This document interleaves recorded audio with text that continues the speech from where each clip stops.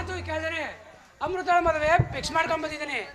ಹುಡುಗ ವೃತ್ತಿಯಲ್ಲಿ ಡಾಕ್ಟ್ರು, ನೀವು ಮತ್ತೆ ಅಮೃತ ಒಪ್ಪಿಗೆ ಕೊಡಬೇಕು ಅಷ್ಟೇ. ಏನು ಅಮೃತಳ ಮದುವೆನ ಫಿಕ್ಸ್ ಮಾಡ್ಕೊಂಡು ಬಂದಿದ್ಯಾ? ನಾನು ನಿನಗೆ ಹೇಳಿದ್ದ ಅಮೃತಳಿಗೆ ಗಂಡು ಹುಡುಕಿಕೊಂಡು ಬಾ ಅಂತ.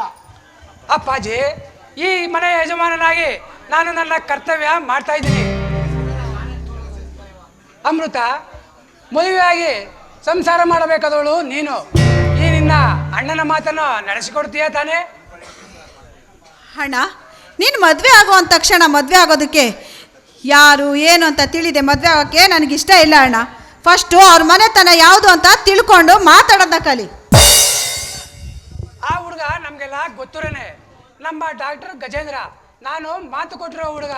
ನೀನು ಅವನ್ನ ಮದುವೆ ಆದರೆ ನಿನ್ನನ್ನು ಮಹಾರಾಣಿ ಥರ ನೋಡ್ಕೊತಾನೆ. ಏನು ಗಜೇಂದ್ರನ ನೋಡಿ, ಖಂಡಿತ ನಾನು ಈ ಮದ್ವೆಗೆ ಒಪ್ಕೊಳ್ಳೋದಿಲ್ಲ. ಅವನು ನಮ್ಮ ಅಮೃತಂಗೆ ತಕ್ಕವರ ಅಲ್ಲ ರೀ. ಅವನೊಬ್ಬ ಅಯೋಗ್ಯ ಕಣ್ರಿ. ಅವನೊಬ್ಬ ಗೋಮುಖ ವ್ಯಾಘ್ರ. ಸಾಕು ಮುಚ್ಚು ಬಾಯ್. ಆ ಗಜೇಂದ್ರನ ಗೋಮುಖ ವ್ಯಾಘ್ರ. ನನ್ನನ್ನು ಸರ್ವನಾಶ ಮಾಡ್ಬೇಕಂತ ಬಂದಿದೆಯಲ್ಲ, ನೀನು ಗೋಮುಖ ವ್ಯಾಘ್ರ. ತಿಪ್ಪೆಯಲ್ಲಿ ಬಿದ್ದಿದ್ದ ನಿನ್ನ ಕರೆದುಕೊಂಡು ಬಂದು ಈ ಮನೆಯ ಮಹಾರಾಣಿ ಮಾಡಿದ್ದಕ್ಕೆ, ಆ ಮನೆಯ ಮಹಾರಾಣಿ ಮಾಡಿದ್ದಕ್ಕೆ ಅವರಿಂದ ಉಪಕಾರ ಪಡೆಯುವ ನಿನಗೆ ಕೇಳ ಬಯಸೋದು ಶೋಭೆ ತರಲ್ಲ. ಅದು ಅಲ್ಲದೆ ಇದು ಅಣ್ಣ ತಂಗಿ ವಿಚಾರ. ನೀನು ಮೂಗು ತೋರಿಸಬೇಡ. ಅಣ್ಣ, ಯಾಕಣ್ಣ ಹಂಗೆ ಮಾತಾಡ್ತೀಯ? ನೀನು ಮಾತು ಕೊಟ್ಟಿದ್ಯಾ ಅನ್ನೋ ಒಂದು ಕಾರಣಕ್ಕೆ ನಾನು ಅವ್ನ ಮದುವೆ ಮಾಡ್ಕೋಬೇಕಾ? ಅವನು ಎಂಥವನು, ಅವನ ಯೋಗ್ಯತೆ ಅನ್ನೋದು ನಿನಗಿನ್ನ ಗೊತ್ತಿಲ್ಲ ಅಣ್ಣ. ಅರ್ಥವಾಗಿರಬೇಕು ಈ ಮನೆಯ ಯಜಮಾನರಿಗೆ. ಇದಿಷ್ಟ ಬಂದಂತೆ ನಡೆಯುವ ಉಚ್ಚರ ಸಂತೆಯಲ್ಲ. ಬಂಗಾರ ಗುಡಿಯ ಮನಸ್ಸುಗಳು ಒಪ್ಪಿಕೊಳ್ಳಬೇಕು, ಆಗಲೇ ಅದಕ್ಕೊಂದು ಬೆಲೆ. ನೋಡಿ, ನೀವು ಯಾರು ಒಪ್ಲಿ ಬೀಳಿ, ನಾನು ಮಾತು ಕೊಟ್ಟಾಗಿದೆ. ಈ ಮಾತು ನಡೆಯಲೇಬೇಕು. ಈ ಶುಭ ಕಾರ್ಯ ನಿಲ್ಲಿಸಲು ಯಾರಿಂದಲೂ ಸಾಧ್ಯವಿಲ್ಲ. ನಾನು ಈಗಲೇ ಹೋಗಿ ಪುರೋಹಿತರನ್ನು ಕಂಡು ನಾಳೆನೇ ಮದುವೆ ಫಿಕ್ಸ್ ಮಾಡ್ಕೊಂಡ್ಬರ್ತೀನಿ. ನಾಳೆನೇ ಮದುವೆ. ಅಮೃತ,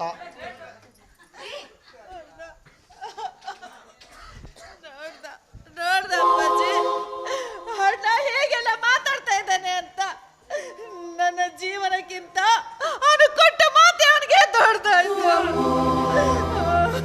ಅಪ್ಪಾಜಿ.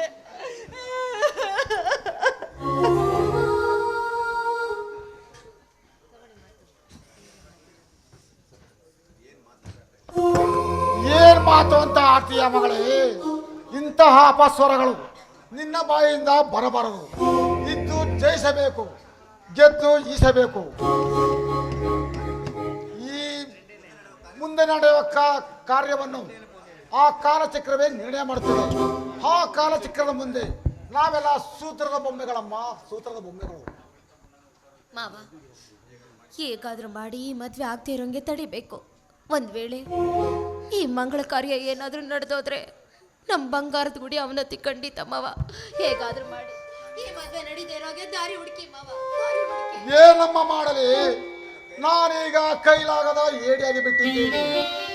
ನನ್ನ ಹಿರಿಯ ಮಗ ಆದರ್ಶ ಮನಸ್ಸಿನ ತುಂಬಾ ದುರ್ಬುದ್ಧಿಗಳನ್ನು ತುಂಬಿಕೊಂಡು ಕಡಿವಾಣವಿಲ್ಲದ ಕುದುರೆಯಂತೆ ನಡೆಯುತ್ತಿದ್ದಾನೆ. ಅವನನ್ನು ಸನ್ಮಾರ್ಗಕ್ಕೆ ತರುವಲ್ಲಿ ನಾನು ವಿಫಲವಾಗಿದ್ದೀನಿ ತಾಯಿ, ವಿಫಲವಾಗಿದ್ದೀನಿ. ನಾನೀಗ ಕೈಲಾಗದ ಏಡಿಯಾಗಿ ಬಿಟ್ಟಿದ್ದೀನಿ. ಅಪ್ಪಾಜಿ, ಚಿಂತೆ ಮಾಡ್ಕೊಂಡು ಕೂತ್ಕೊಂಡ್ರೆ ಏನು ಪ್ರಯೋಜನ ಇಲ್ಲ ಅಪ್ಪಾಜಿ. ಅಪ್ಪಾಜಿ, ನಾನು ನಿನ್ನ ಹತ್ರ ಒಂದು ಮಾತು ಹೇಳ್ತೀನಿ, ಅದು ನಡೆಸ್ಕೊಡ್ತೀನಿ ಅಂದರೆ ಖಂಡಿತ ಹೇಳ್ತೀನಿ. ಅದೇನು ಅಂತ ಹೇಳು ಮಗಳೇ. ನೀನು ಹೇಳುವ ಆ ಮಾತು ನ್ಯಾಯಸಮ್ಮತವಾಗಿದ್ದರೆ ನಾನು ಖಂಡಿತ ನೆರವೇರಿಸಿಕೊಡ್ತೇನೆ. ಅಪ್ಪಾಜಿ, ನಾನೊಬ್ಬರನ್ನ ತುಂಬ ಇಷ್ಟಪಟ್ಟಿದ್ದೀನಿ. ನಾನು ಕಾಲೇಜ್ನಲ್ಲಿ ಓದಬೇಕಾದ್ರೆ ಅವರು ಕೂಡ ಡಾಕ್ಟ್ರ್ ಓದ್ತಾ ಇದ್ದಾರೆ. ಇವಾಗ ಟ್ರೈನಿಂಗ್ ಅಂತ ಹೋಗಿದ್ದಾರೆ. ಅವ್ರು ಬಂದ ಕೂಡಲೇ ಅವ್ರ ಜೊತೆನೆ ನನಗೆ ಮದುವೆ ಮಾಡಿಸಿ, ಅವ್ರನ್ನೇನಾದ್ರು ಮದುವೆ ಮಾಡ್ಕೊಳ್ಳಲ್ಲ ಅಂದರೆ ನಾನು ಜೀವಿಸೋದಿಲ್ಲ. ಏನ್ ಮಾತು ಅಂತ ಆಡ್ತಿದ್ಯಾ ಮಗಳೇ? ನಮ್ಮ ಮನೆಯ ಮಾನ ಮರ್ಯಾದೆಯನ್ನು ಪಾಲ್ ಮಾಡ್ಬೇಕು ಅಂತ ಮಾಡಿದ್ದೀಯಾ? ಮಾವ ನೋಡಿ, ಅಮೃತ ಪ್ರೀತಿ ಮಾಡ್ತಿರೋ ಹುಡುಗ ರಾಕೇಶ್ ಅಂತ. ತುಂಬ ಒಳ್ಳೆಯವನು. ಅವನನ್ನು ಮದುವೆ ಮಾಡಿಕೊಂಡ್ರೆ ನಮ್ಮ ಅಮೃತ ಕೂಡ ಚೆನ್ನಾಗಿರ್ತಾಳೆ. ದಯವಿಟ್ಟು ಇಲ್ಲ ಅಂದೆ ಹೇಗಾದ್ರೂ ಮಾಡಿ ಇದಕ್ಕೆ ಒತ್ತಿ ಕೊಡಿ ಮಾವ. ನಾನು ಕೂಡ ಅವನ ಜೊತೆ ಒಂದು 2-3 ಸರಿ ಫೋನಲ್ಲಿ ಮಾತಾಡಿದ್ದೀನಿ. ನಮ್ಮ ಅಮೃತ ಚೆನ್ನಾಗಿರ್ಬೇಕು, ಹೇಗಾದ್ರೂ ಒಪ್ಪಿಗೆ ಕೊಡಿ ಮಾವ. ನೀವು ತಡ ಮಾಡಿದ್ರೆ ನಿಮ್ಮ ಮಗ ಬಂದ್ಬಿಡ್ತಾರೆ. ನಿಮ್ ಕೈ ಮುಗಿತೀನಿ ದಯವಿಟ್ಟು. ಅಯ್ಯೋ ಧರ್ಮರಾಜ, ಈ ಹತ್ತೂರಿನ ಧರ್ಮಾಧಿಕಾರಿಯಾಗಿ ಈ 10 ಜನಗಳ ಮಧ್ಯೆ ನನ್ನ ಮಗಳ ಹಣೆಗೆ ಸಿಂಧೂರವನ್ನು ಇಡಿಸಿ ಮಾಂಗಲ್ಯ ಧಾರಣೆಯನ್ನು ಮಾಡಿಸಬೇಕೆಂದಿದ್ದ ನಾನು, 10 ಜನಗಳ ಮದುವೆಯನ್ನು ಮಾಡಿಸುತ್ತಿದ್ದ ನಾನು, ನನ್ನ ಮಗಳ ಮದುವೆಯನ್ನು ಮಾಡಲಾಗದ ಕೈಲಾಗದ ಏನೇ ಆಗಿರ್ಬಿಟ್ಟನಲ್ಲ. ನಾನು ಈಗ ನನ್ನ ಮಗಳಿಗೆ ಯಾವ ರೀತಿ ನ್ಯಾಯವನ್ನು ಕೊಡಲಿ ಅಪ್ಪ ದೇವರೇ, ಯಾವ ರೀತಿ ನ್ಯಾಯವನ್ನು ಕೊಡಲಿ? ಮಾವ ಏನ್ ಯೋಚನೆ ಮಾಡ್ತಿದ್ದೀರಾ? ಮೊದ್ಲು ನಿಮ್ಮ ಮಗಳಿಗೊಂದು ದಾರಿ ತೋರಿಸಿ, ಇಲ್ಲಾಂದ್ರೆ ನಿಮ್ಮ ಮಗ ಬಂದ್ರೆ ರಾಕ್ಷಸನ ಅವತಾರ ತಾಳ್ತಾನೆ. ದಯವಿಟ್ಟು ಇದಕ್ಕೆ ಮೊದಲು ದಾರಿ ಹುಡುಕಿ ಮಾವ. ಅಪ್ಪಾಜಿ ಚಿಂತೆ ಮಾಡಿ ನಿಮ್ಮ ಆರೋಗ್ಯನ ಹಾಳು ಮಾಡ್ಕೋಬೇಡಿ. ದಯವಿಟ್ಟು ನನ್ನನ್ನು ಕಳಿಸ್ಕೊಡಿ. ಈ ಮಕ್ಕಳಿಗೆ ಆಶೀರ್ವಾದ ಮಾಡಿ ಕಳಿಸ್ಕೊಡಿ ಅಪ್ಪಾಜಿ. ಹೋಗಿ ಬಾ ಮಗಳೇ, ಹೋಗಿ ಬಾ. ನಿನ್ನ ಬಾಳೆದು ದಾರಿಯನ್ನು ನೀನೇ ಸರಿದೂಗಿಸ್ಕೋ. ಹೊರಟು ಹೋಗು ಇಲ್ಲಿಂದ. ಅದಕ್ಕೆ ನೀವು ನನಗೆ ಆಶೀರ್ವಾದ ಮಾಡಿ ಕಳಿಸ್ಕೊಡಿ. ಅದಕ್ಕೆ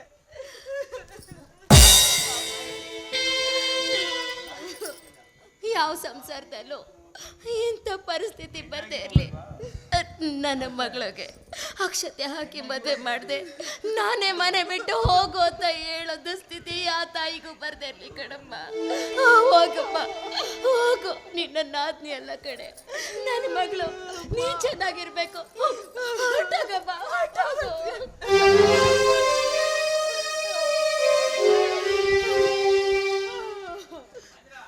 ತಾಯಿ ಸತ್ತ ಮೇಲೆ ತವರಿಗೆ ಎಂದು ಹೋಗಬಾರದವ್ವ,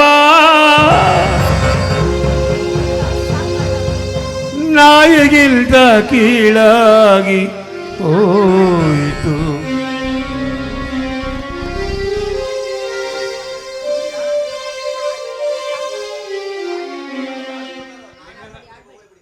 ಅಮ್ಮ ಮೊದ್ಲು ಹೋಗಮ್ಮ, ನಿಮ್ಮ ಅಣ್ಣ ಬರೋಷ್ಟೊಳಗೆ ಹೋಗು. ರಾಕೇಶ್ ತಲುಪು, ನಿನ್ ಜೀವನ ಸರಿ ಮಾಡ್ಕೊ. ಹೋಗು ಹೋಗು, ಹೊರಟೋಗಮ್ಮ, ಹೊರಟೋಗೆ.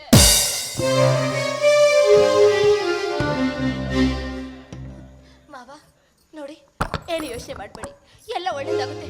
ಬನ್ನಿ ಮಾವ. ಯಾರಿಗೆ ಯಾರೋ